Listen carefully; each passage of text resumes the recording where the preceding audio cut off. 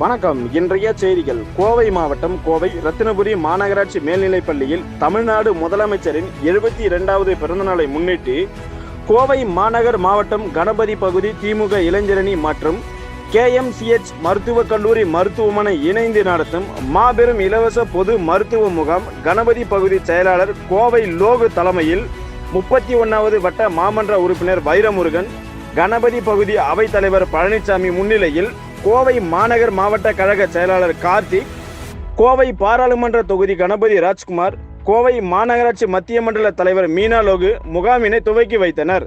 உடன் கோவை மாநகராட்சி மேயர் ரங்கநாயகி ராமச்சந்திரன், மாவட்ட துணை செயலாளர் கோட்டை அப்பாஸ், மாவட்ட துணை செயலாளர் தளபதி இளங்கோ, மாவட்ட துணை செயலாளர் கல்பனா செந்தில், மாவட்ட பொருளாளர் SP முருகன் ஆகியோர் கலந்து கொண்டனர்.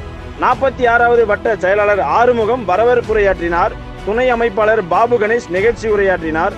இந்த முகாமில் ஏராளமான பொதுமக்கள் கலந்து கொண்டு பயன்பெற்றனர்.